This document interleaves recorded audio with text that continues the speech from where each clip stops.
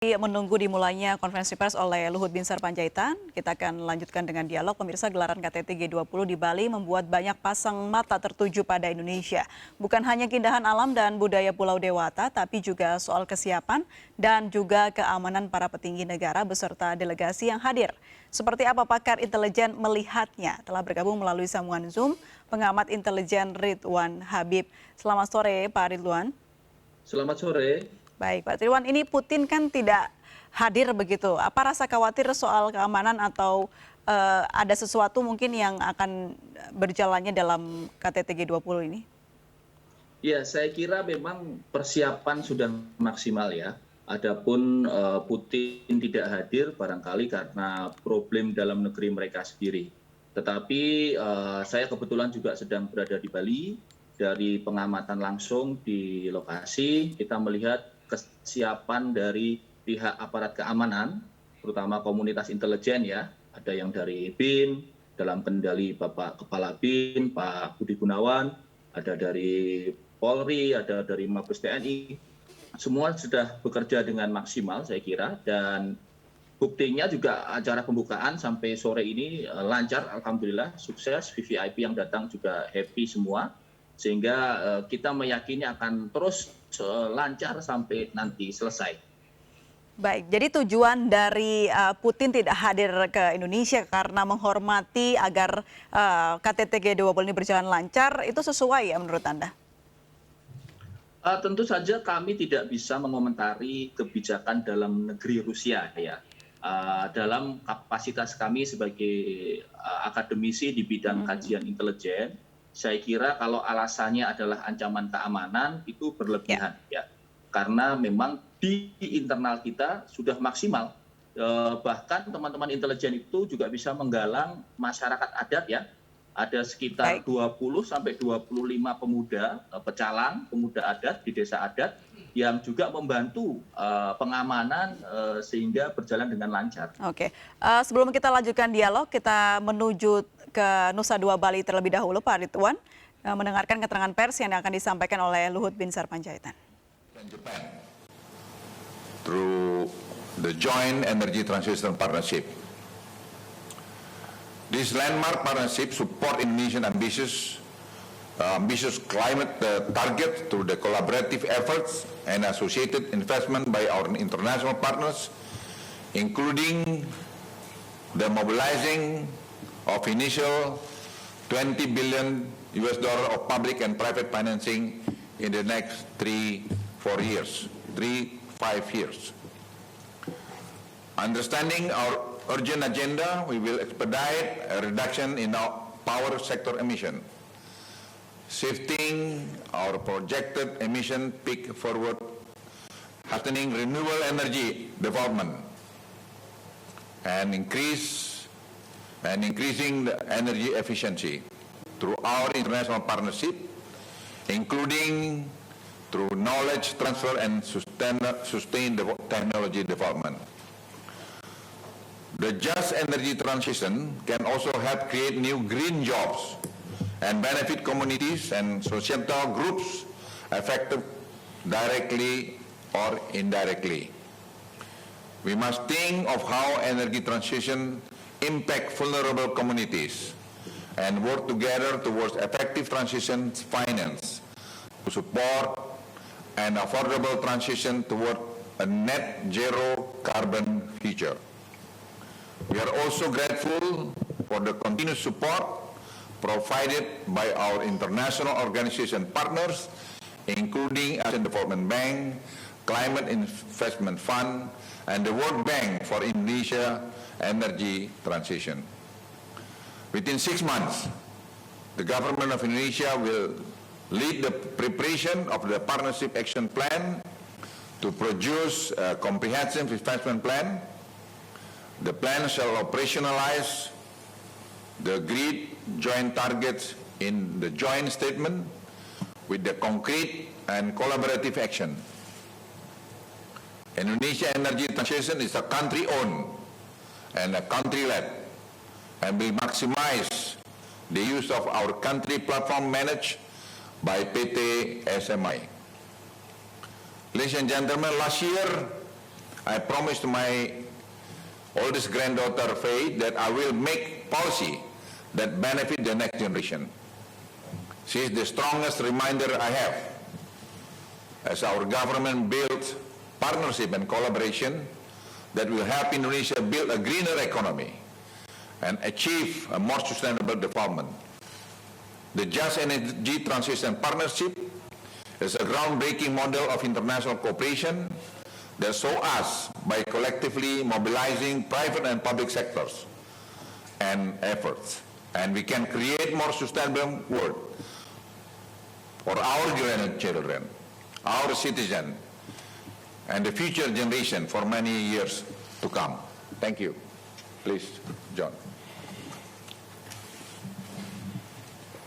Thank you very much, Coordinating Minister Luhut. I want to recognize your leadership and your team's leadership. I'm here with Ibu Nani and Pak Rahmat, who have been fantastic collaborators in the development of this partnership over the last 9 months.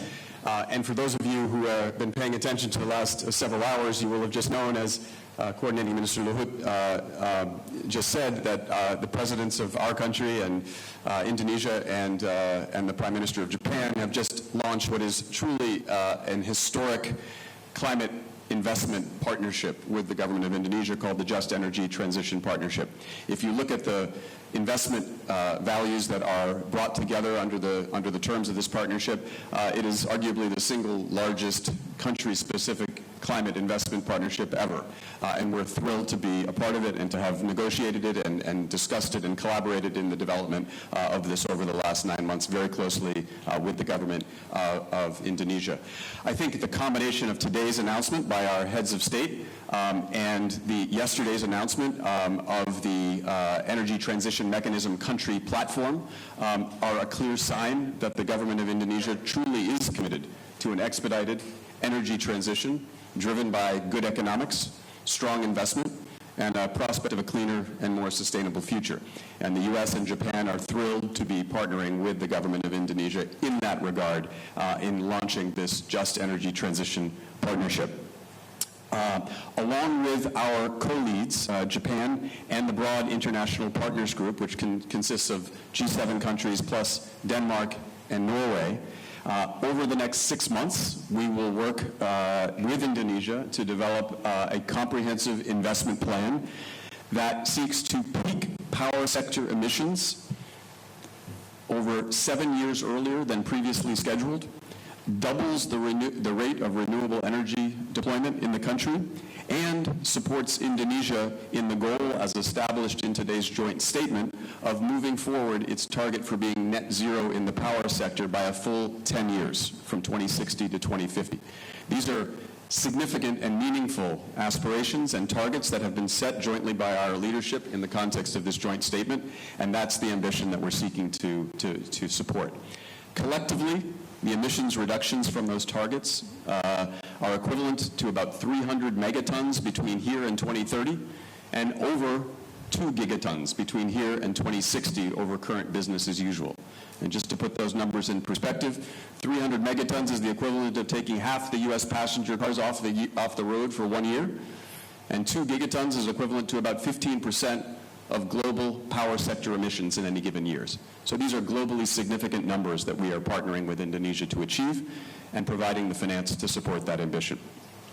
We have partnered with the World Bank, the Asian Development Bank, the Climate Investment Fund's Accelerated Coal Transition Program, and benefited from the work of so many, including the International Energy Agency, whose advice, counsel, and data and analysis really helped us arrive at the ambition set forth in this announcement.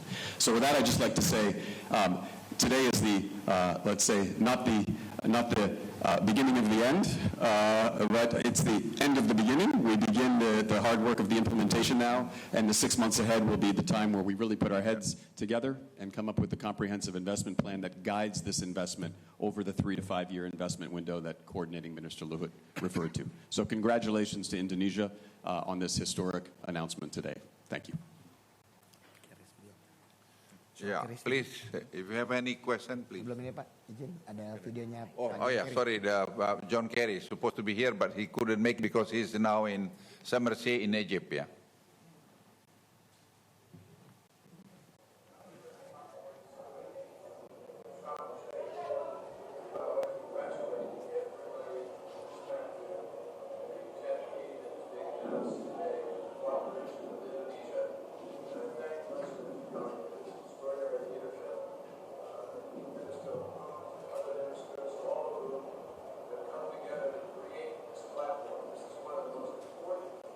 Ya, tersebut dalam konferensi pers yang dikemukakan oleh Luhut Binsar Panjaitan tadi, memberikan apresiasi atau juga berterima kasih kepada vendor-vendor atau pihak-pihak yang sudah mensukseskan acara KTT G20 ini. Pak, bagaimana menurut Anda mengenai kehadiran Joe Biden dan Xi Jinping secara fisik gitu ya, dan juga ada tim CIA dan MS Tiongkok yang pastinya sudah memastikan sebelum acara ini digelar sudah siap semua. Kenapa harus ada banyak tim begitu dari banyak negara ini?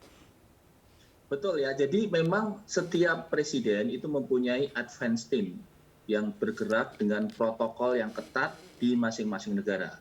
Misalnya US Secret Service atau Pas Pampresnya Amerika Serikat, itu mereka harus memastikan benar bandara bagus, pendaratannya nanti akan baik, sehingga kalau mereka nggak yakin, mereka nggak akan bisa memberikan rekomendasi kepada presidennya untuk datang. Jadi saya kira peran dari teman-teman di bandara juga harus kita apresiasi ya. Teman-teman Airnav misalnya, Air Navigation yang mengatur traffic di bandara, saya kira juga sudah sangat berperan dengan baik, sehingga kemudian baik dari pesawat kepresidenan Amerika, pesawat kepresidenan Tiongkok, itu dua negara besar yang saya kira parameter security-nya sangat ketat, itu percaya kepada Indonesia. Dan yang juga saya kira yang penting sekali adalah kesiapan sebelum acara ya, dan itu tentu saja dilakukan oleh komunitas intelijen. Saya kira ini juga harus kami apresiasi kerja keras mungkin berbulan-bulan sebelumnya dari teman-teman yang di lapangan di Bali. Baik Pak Hablim, kenapa banyak pemimpin dunia yang memilih menggunakan mobil kepresidennya sendiri? Contohnya Xi Jinping dan juga Presiden Amerika. Ya, masing-masing itu mempunyai standar keamanan. Mereka tidak mau mengambil risiko sekecil apapun, apalagi berada di negara orang. Ya, walaupun kita memastikan semuanya safe, semuanya aman. Misalnya tidak mungkin ada sniper, tidak mungkin ada pengeboman, tidak mungkin ada misalnya hambatan yang berarti di jalanan. Tapi memang itu adalah standar masing-masing negara. Dan kita harus hormati itu. Dan alhamdulillah koordinasinya sangat baik ya. Baik dari Pas Pampres kita, Mabes TNI kita dengan berbagai macam timnya, dan dari mereka. Gitu. Baik, apakah ini juga menunjukkan pride tersendiri dari negara tersebut membawa mobil sendiri begitu Pak Ridwan? Lebih kepada faktor keamanan ya, itu standar mereka di semua negara, tidak hanya menuju Indonesia. Ketika mereka bergerak untuk kegiatan resmi, pasti mereka standarnya adalah presiden mereka harus benar-benar aman, karena itu membawa mobil masing-masing. Baik, melihat kesiapan yang dipersiapkan oleh Indonesia, sebenarnya apa sih yang disiapkan secara umum saja intelijen ini untuk menyiapkan event sebesar ini, Pak Ridwan? Iya, saya kira sebatas pengetahuan saya, ya, sebagai pengamat, saya kira memang teman-teman sudah bergerak lama. Pertama tentu menyiapkan kesiapan masyarakat Bali ya. Kepala BIN saat ini Pak Budi Gunawan itu juga mantan Kapolda Bali beberapa tahun yang lalu. Jadi saya kira beliau juga sebagai mantan Kapolda Bali, Pak Budi Gunawan pasti juga mempunyai jejaring lama yang bisa diaktifasi untuk mensukseskan persiapan KTT G20 dengan baik dan lancar. Tentu saja ini meliputi misalnya pengkondisian masyarakat, kemudian pengkondisian venue, kemudian pengkondisian rute, dan lain-lain. Dan juga jangan lupa ada faktor cyber juga yang harus kita apresiasi, karena dari teman-teman BSSN juga sudah bekerja keras untuk memastikan selama KTT G20 tidak ada insiden cyber. Insiden cyber itu misalnya serangan di website kita, website resmi G20, ataupun misalnya serangan di bandara, traffic control bandara, maupun di tempat-tempat lain yang vulnerable, misalnya generator listrik atau tegangan tinggi listrik. Dan ini saya kira BSSN juga sudah bekerja dengan sangat baik. Baik, untuk bagaimana respon ya bisa dikatakan masyarakat global atau dunia dengan adanya Indonesia bisa menyelenggarakan ini dengan baik dan terbukti banyak negara yang juga hadir. Makna ini ditangkap apa sih sebenarnya untuk dunia? Ya, saya kira ini menunjukkan bahwa Indonesia benar-benar setara sebagai sebuah negara besar. Kita negara kepulauan dengan berbagai macam etnik, dengan berbagai macam kekhasan kita. Salah satunya simbol G20 itu kan gunungan ya, gunungan Jawa. Dan tadi ada yang menarik ya, saya lihat pada saat kepala negara datang untuk bersalaman dengan Presiden Jokowi, ada beberapa kepala negara yang simbol gunungannya terbalik gitu. Iya. Mungkin pihak dari protokol mereka kurang paham tuh makna gunungan. Misalnya dari kalau nggak salah Perdana Menteri Inggris itu terbalik, ada sekitar 7 kepala negara yang gunungan PIN G20-nya terbalik. Tapi ini membuktikan bahwa Indonesia sebagai sebuah negara yang sangat dihormati di kawasan, apalagi kita setelah pandemi kita termasuk bangkit lebih cepat ya. Bangkit lebih cepat dibandingkan negara-negara lain. Kita tahu misalnya Tiongkok yang seperti di gambar ini Presiden Xi Jinping itu menganut zero COVID policy, yang itu sangat-sangat merepotkan bagi masyarakat bawah di level mereka, karena kemudian sekecil apapun harus kemudian isolasi dan seterusnya. Tetapi Indonesia alhamdulillah dengan manajemen yang baik semua pihak, kita mulai bangkit nih pasca pandemi. Kemudian kita juga menghadapi krisis geopolitik, ada perang Eropa, Ukraina, Rusia, yang kemudian menimbulkan krisis energi di Eropa. Ini juga akan berdampak juga. Bapak Presiden Jokowi pada pidato pembukaan mengatakan bahwa mungkin juga akan ada kelangkaan pupuk. Nah, jangan disepelekan, karena Indonesia juga negara agraris, kita perlu pupuk untuk menjaga stabilitas pertanian kita. Jadi saya kira memang ini saya kira membuktikan Indonesia sudah setara ya dengan negara-negara besar dunia, dan siapapun presidennya saya kira masyarakat kita mestinya bangga ya. Ini tidak terkait dengan misalnya Pak Jokowi sebagai presiden yang kan Pak Jokowi juga nggak akan maju lagi gitu. Artinya tidak ada unsur politik di 2024. Jadi saya kira kita bangga dengan semua pihak yang berhasil menjalankan presidensi KTT G20 dengan baik. Baik, bicara soal bagaimana intelijen membaca bagaimana Indonesia ini aman atau tidaknya untuk berkunjung begitu. Apakah sikap Jokowi presidennya itu juga dicari tahu oleh negara-negara tetangga yang akan hadir? Oh ya pasti. Jadi karakter Bapak Presiden itu kan memang karakternya kalau bikin acara sejak beliau masih wali kota, kebetulan kami mengikuti, itu megah dan meriah gitu. Jadi misalnya penyambutan dengan tari Bali, itu heboh banget di medsosnya Amerika sana. Joe Biden disambut tari Bali, kemudian Xi Jinping disambut adik-adik kita yang mungil bawa bunga. Itu rame banget dibahas gitu ya. Dan mungkin nanti malam insya Allah akan ada dinner, official presidency dinner, dan di Garuda Wisnu Kencana saya kira juga akan bagus banget nanti view-nya, moga-moga cuaca cerah. Ini kami pantau di Bali, alhamdulillah sudah reda hujannya, dan mudah-mudahan nanti malam juga terang benderang sehingga kemudian event ini berhasil megah, meriah, dan ada efek positif, terutama juga buat masyarakat Indonesia gitu. Nah, menyelenggarakan acara yang megah dan meriah tentunya tidak pasti mengeluarkan biaya yang cukup besar ya, Pak Ridwan ya. Apakah ini setara dengan dampak atau efek yang kita dapatkan begitu dari KTT G20? Indonesia negara besar ya. Kita APBN-nya itu lebih dari 2.000 triliun ya. Kalau nggak salah 2.500 atau 2.400 triliun. Jadi saya kira untuk mengadakan acara seperti ini, wah sangat-sangat worth it lah. Sangat-sangat tidak ada artinya dibandingkan kekayaan kekayaan alam Indonesia, kemudian budget anggaran APBN kita. Jadi saya kira ini menunjukkan sekali lagi ini adalah kebanggaan kita, pride kita sebagai sebuah negara besar, sebagai sebuah negara yang setara dengan negara-negara lain di G20, kelompok G20 ini. Baik, soal isu bagaimana nanti Putin rencananya akan hadir melalui virtual dan juga Presiden Ukraina. Nah ini meskipun tidak hadir secara langsung, apakah juga bisa membantu untuk mendamaikan kedua negara ini? Oh, kalau itu saya kira kami dari kampus ya harus realistis. Saya kira tidak akan sampai begitu. Mungkin akan ada pernyataan-pernyataan himbauan untuk ya sudah berdamai dan sebagainya. Tapi kalau kemudian setelah KTT G20 terus mereka berhenti berperang, kami tidak meyakini itu. Itu terlalu high expectation lah, terlalu tinggi ya harapan untuk itu. Tapi kita berharap, seruan Bapak Presiden jelas ya tadi pagi, bahwa hentikan konflik, jangan sampai kita masuk ke perang dingin baru, ya. Another Cold War gitu ya. Ini yang saya kira kita kalau itu terjadi perang dingin, kita setback tuh ke era-era tahun-tahun 60-an ya, 60-an sampai periode perang dingin berakhir. Jadi saya kira pesan Bapak Presiden sudah sangat jelas. Kita mendukung perdamaian dunia sebagaimana pembukaan Undang-Undang Dasar 1945. Dan moga-moga para pemimpin dunia yang hadir di Bali, pulau dewata, pulau yang penuh kedamaian, itu membawa atmosfer juga buat mereka. Sehingga di sini mereka berpikir dengan kepala jernih, hati yang lebih adem, sehingga kemudian ambil harapan yang positif buat menyelamatkan dunia.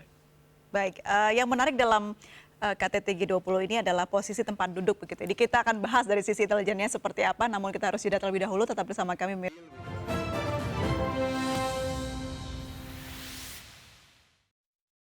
Pemirsa, kita kembali berbincang dengan pengamat intelijen Ridwan Habib. Pak Ridwan, tadi seperti yang menggantung yang saya tanyakan, dengan posisi tempat duduk ketika acara puncak KTT G20 ini berlangsung, apakah ada makna-makna tertentunya atau ada yang dipersiapkan dari posisi tempat duduk ini? Ya, tentu saja. Jadi dari gestur, dari tempat duduk, dari kalau kita amati tadi ya, pada saat satu persatu jabat tangan dengan Bapak Presiden, itu kalau Anda amati, itu kita siapkan tangga ya. Jadi karpet kemudian naik sedikit gitu kan. Itu prinsip Jawa tuh. Jadi leadernya siapa? Leadernya Pak Jokowi gitu kan. Anda tamu di sini, jadi Anda naik dulu gitu. Ya, gitu. Jadi nggak langsung setara. Bahkan tadi ada momen bagus ketika Joe Biden, Presiden Amerika Serikat, menghormat dari bawah tangga loh. Ya, menghormat tapi masih di bawah tangga. Itu kalau wartawan fotografer kita dapat momennya bagus banget tuh. Presiden Jokowi di atas, Joe Biden di bawah tangga, dan posisinya Joe Biden yang memberi hormat. Tadi sepertinya yang dapat momen itu Pramono Anung ya, ada di media sosial ya. Ada ya, ada sudah ya. Baik, tapi itu artinya apa sih? Belum naik tangga tapi sudah hormat itu apa, Pak Ridwan? Ya tentu saja itu courtesy ya. Saya kira Presiden Joe Biden juga sangat senior, politisi senior. Beliau tahu bahwa Indonesia sekarang sangat seksi di kawasan. Kita ini diperebutkan loh oleh beberapa kepentingan besar dunia. Baik kepentingan Rusia misalnya, Uni Eropa, Tiongkok, dan juga Amerika Serikat. Kita mempunyai laut yang sangat kaya, kita mempunyai lingkungan udara yang sangat strategis untuk navigasi penerbangan. Sehingga saya kira Indonesia ini sangat-sangat seksi di mata negara-negara besar itu. Dan mereka tentu nggak mau berkonflik dengan Indonesia. Mereka semuanya pasti ingin berkawan dengan Indonesia. Kembali ke pertanyaan Anda tadi soal tempat duduk, ya tentu itu diatur dengan sangat-sangat hati-hati oleh teman-teman di protokoler, terutama di Kementerian Luar Negeri. Karena para diplomat diajarkan jarak tempat duduk, posisi tempat duduk. Bagi diplomasi itu sangat-sangat bermakna. Mungkin bagi kita yang awam, wah masa tempat duduk aja harus ditata. Tapi sangat-sangat bermakna buat diplomasi internasional. Baik, posisi tempat duduk Pak Presiden Jokowi juga menuai sorotan karena diapit dua Sri Kandi, ada Menteri Sri Mulyani dan juga Retno Marsudi. Kira-kira kenapa Presiden memilih dua Sri Kandi ini? Yes, itu kami juga tadi coroti bahwa Pak Presiden sengaja memberikan simbol bahwa dia kuat karena ada dua figur wanita hebat tadi, salah satu Sri Mulyani. Dan ini menunjukkan juga kesetaraan gender di Indonesia itu benar-benar dijaga ya, bagaimana kita bisa menunjukkan kepada dunia. Kira itu simbol yang sangat baik dari Bapak Presiden. Oke, ini yang menarik juga kalau kita amati tadi ketika para simbol negara atau presiden negara ini dan juga Perdana Menteri negara hadir, kenapa ya Joe Biden, Presiden Amerika ini hadirnya terakhir? Apakah ini sudah direncanakan atau seperti apa menurut Anda?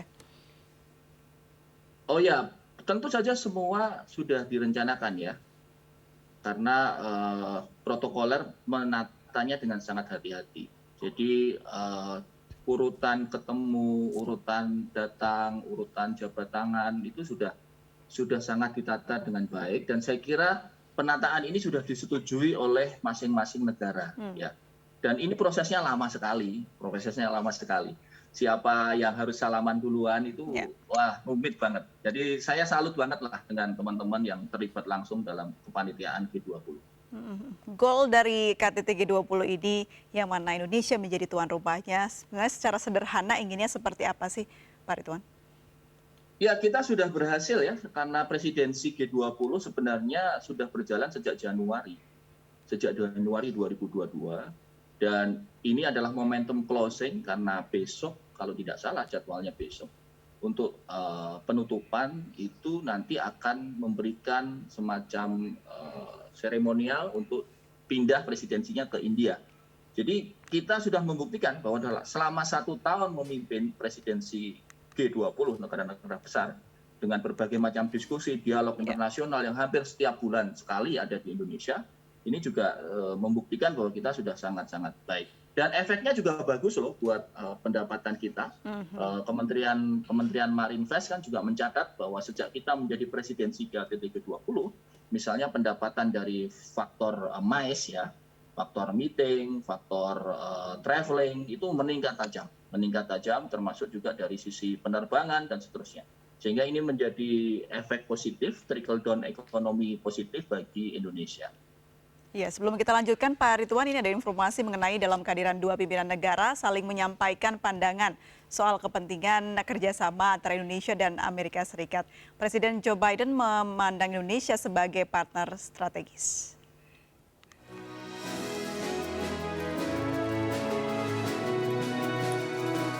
Presiden Joko Widodo dan Presiden Amerika Serikat Joe Biden menggelar pertemuan bilateral di Apurva Kempinski, Nusa Dua, Bali. Presiden Joko Widodo mengapresiasi kepemimpinan Joe Biden dalam berbagai isu global. Selamat datang di Bali, selamat datang di Indonesia.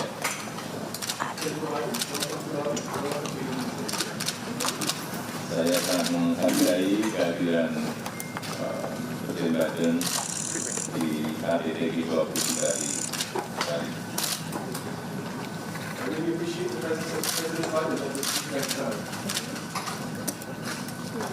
Oleh karena itu saya menyampaikan apresiasi atas kehadiran Presiden Biden dan besok kita akan memulai melakukan KTT G20. Amerika Serikat mengaku akan terus mendukung Indonesia dalam mengatasi persoalan iklim, kesehatan, hingga ketahanan pangan. Ada beberapa hal yang dibahas kedua pemimpin, diantaranya Millennium Challenge Corporation Compact, yaitu pengembangan infrastruktur transportasi berkualitas tinggi yang sadar iklim di 5 provinsi, mobilisasi modal internasional dan mendukung tujuan pembangunan Indonesia. 2. Ketahanan maritim dan keanekaragaman hayati laut. Amerika Serikat berjanji akan melindungi keanekaragaman hayati laut Indonesia dan ekosistem bakau yang kritis dengan meningkatkan pengelolaan perikanan dan kawasan konservasi laut yang berkelanjutan dan adil.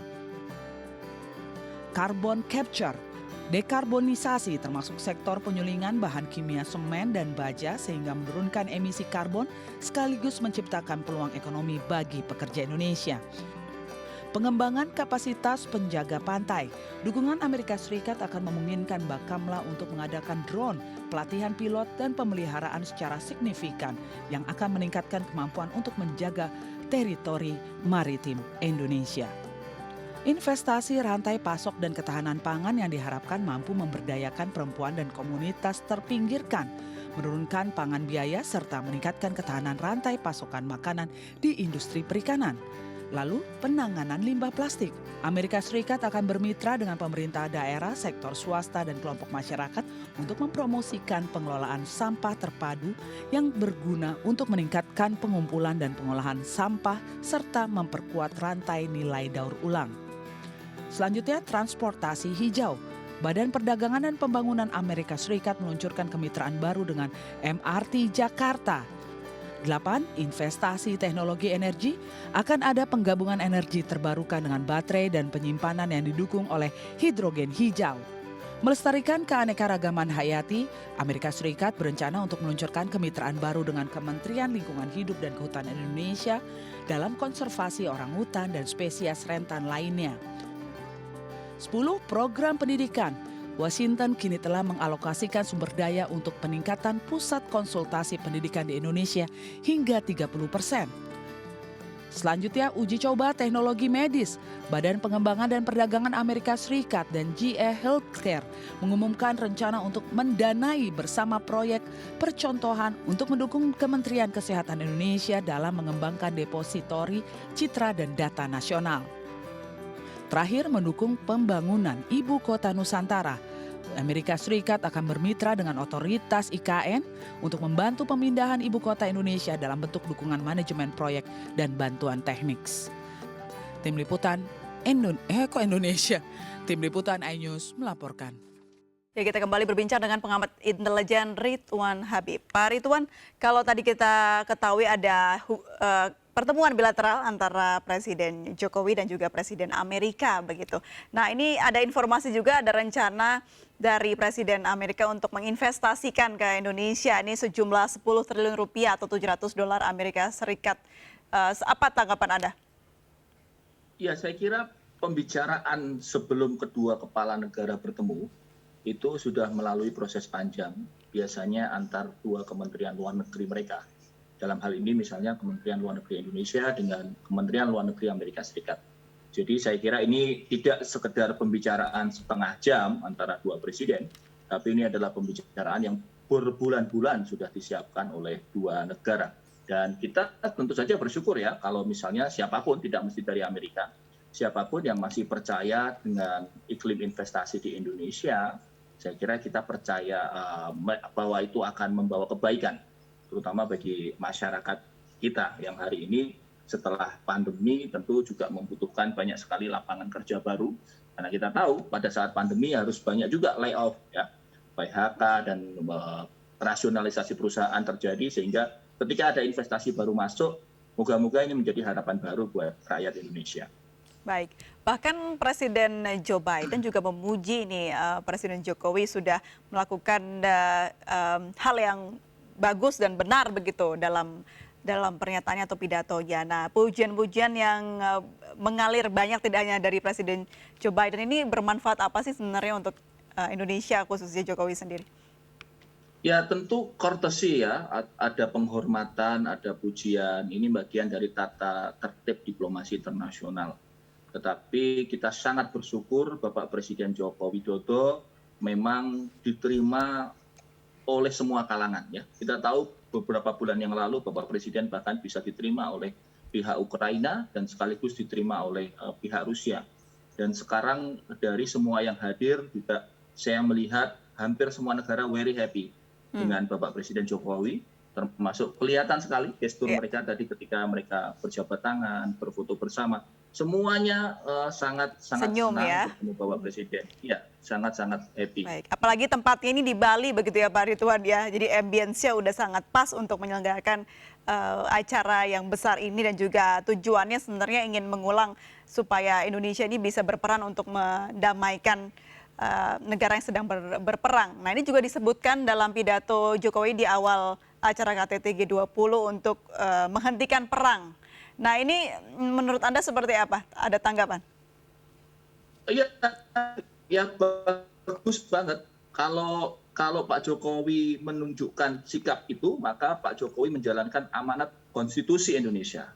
Konstitusi kita salah satunya mengamanatkan ikut serta menciptakan perdamaian dunia. Jadi saya sebagai rakyat bangga banget Presiden saya, Pak Joko Widodo dari Solo, Jawa Tengah, bisa bicara di depan semua kepala negara besar ya, yang hadir dan di Pulau Bali, di Indonesia juga, dan memberikan semacam guidance, semacam semangat kepada mereka, yuk kita pikirin dunia dengan benar. Jangan berperang, hentikan perang, jangan sampai kita kemudian menjadi edisi perang dingin berikutnya gitu. Ini saya kira bukan kata-kata yang mudah ya. Saya kira tim yang membuat pidato presiden juga sudah berkali-kali tentu saja melibatkan banyak pihak ya. Saya kira pengkaji baik dari Sekretariat Kabinet, Sekretariat Negara, Lemhanas, Lembaga Ketahanan Nasional, saya kira juga terlibat dalam menyiapkan pidato sambutan Bapak Presiden itu, tentu saja selain Kemenlu. Dan ini membuktikan bahwa kerja keras teman-teman ini saya sebagai rakyat sangat bangga karena dengan sangat gagah saya kira Bapak Presiden menyampaikan itu di depan negara-negara besar yang sekarang dalam tanda petik sebenarnya sedang ada konflik laten gitu kan. Joe Biden dan Xi Jinping kan sebenarnya juga sedang konflik laten itu antara Amerika Serikat dengan Tiongkok. Ada permasalahan Taiwan, ada permasalahan Laut Cina Selatan, ada permasalahan chips elektronik yang akan ada boykot dan seterusnya. Tetapi mereka di Bali, tadi Anda katakan ambience ya, auranya membuat mereka ini ya udah damai dulu lah kita gitu kan, salaman dulu lah, ketemuan mereka kemarin di Bali. Baik, bicara soal KTT yang sebenarnya kita sudah pernah menjadi tuan rumah KTT Asia Afrika ya, tempo dulu Mas Ridwan. Nah ini apakah Indonesia ingin mengulang peran bisa mendamaikan begitu bagaimana KTT Asia Afrika dahulu pernah terjadi di Indonesia? Ya, kita harus realistis ya, karena G20 saya tidak meyakini akan ada resolusi yang sangat firm untuk itu. Ini sebenarnya lebih kepada high level dialog saja. Tetapi tentu saja tetap bermanfaat. Karena diharapkan setelah ini kemudian masing-masing negara juga mempunyai kesadaran untuk sama-sama memikirkan dunia. Tetapi kami harus realistis, kami dari kampus, saya dari akademisi harus realistis bahwa tidak kemudian serta-merta misalnya setelah G20 kemudian perangnya selesai, Rusia Ukraina damai gitu. Enggak juga gitu. Kita juga harus realistis. Jadi tapi ini langkah maju ya. Jangan kemudian ini kan ada yang ekstrim. Loh, kalau begitu ngapain tuh? Harus bikin acara besar di Bali dan seterusnya. Ya, ini sebagai effort dari bangsa besar namanya bangsa Indonesia untuk ikut serta memikirkan bagaimana dunia ke depan. Baik. Ya, kalau bicara soal bagaimana penyelenggaraannya yang megah dan besar begitu, kita sebenarnya juga mempunyai tradisi itu ya di Indonesia. Jadi sebenarnya hal yang biasa, mungkin orang luar saja yang merasanya ya suatu yang tidak biasa begitu ya Pak Ridwan ya. Ya, bicara soal bagaimana isu yang dibawa oleh KTT G20 ini, yakni ada kesehatan, pangan dan juga energi. Kira-kira dari 3 isu ini, apakah semua akan memunculkan keputusan yang baru bagi negara-negara yang hadir? Karena yang kita lihat tidak hanya anggota G20 saja yang hadir, namun negara-negara lain juga terlihat hadir. Ya, saya kira 3 hal ini sangat vital ya. Kesehatan kita berada dalam kondisi pasca pandemi, bahkan sebenarnya juga belum selesai benar. Ada virus baru kan, yang varian XBB itu, yang juga masih ada di Indonesia juga. Dan kemudian dari sisi pangan, alhamdulillah Indonesia masih belum krisis pangan. Kita masih bisa makan dengan gampang, dengan murah, dengan enak. Apalagi di Bali ada banyak sekali variasi menu. Tetapi di negara-negara lain sudah mulai loh. Di Eropa sudah mulai krisis gandum. Kemudian tentu saja Rusia juga ada terdampak karena perang. Jadi untuk pangannya juga sangat strategis. Dan yang energi ini juga sangat penting.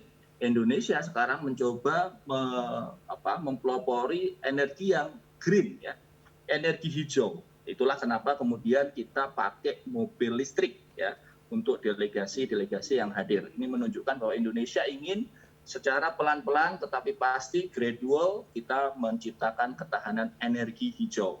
Ini juga salah satu bagian dari concern Bapak Presiden yang beberapa kali juga pernah disampaikan dalam fora pertemuan internasional lainnya. Baik, sudut pandang Anda sebagai pengamat intelijen dan juga akademisi, ini acara KTT G20 tinggal 1 hari lagi begitu ya, ada 1 hari lagi yang belum terlaksana. Ada harapan atau target yang mungkin Anda harapkan dari Indonesia dalam penyelenggaraan ini? Ya, kalau kami dari unsur intelijen tentu kami selalu bicara worst case skenario ya. Kita tidak pernah berhenti untuk berpikir bahwa selalu ada kemungkinan negatif. Jadi saya kira juga jangan tenang dulu. Itu saya kira teman-teman juga di luar Bali juga harus waspada. Jangan hanya di Bali saja, karena kalau misalnya kita tidak berharap, tapi misalnya kita bicara skenario worst case, terjadi misalnya aksi terorisme di luar Bali, tentu saja akan terdampak juga pemberitaan internasional juga akan merugikan kita. Jadi saya kira mumpung ada media di MNC News ini mungkin juga titip pesan kepada rekan-rekan yang barangkali tidak berdinas langsung di Bali, akan tetapi juga mohon tetap waspada di kota-kota tempat teman-teman berdinas, karena kota-kota besar terutama Surabaya, Bali, Medan ini juga tentu Jakarta harus utamanya ya Mas ya? Tentu Jakarta sebagai ibu kota, dan apalagi ini hampir semua pejabat sekarang di Ya, Nusa Dua, betul. presiden dan hampir semuanya di Nusa Dua. Jadi saya kira harus benar-benar waspada di lokasi-lokasi yang lain. Baik, terima kasih ulasannya Mas Ridwan Habib, analis intelijen yang saat ini sedang berada di KTT G20. Sehat selalu. Di Bali Selamat- saya, di Bali. Sedang di Bali ya? Di sekitarnya saja. Ya. Baik, selamat petang waktu Bali. Salam sehat selalu. Terima kasih. Ya, salam sehat.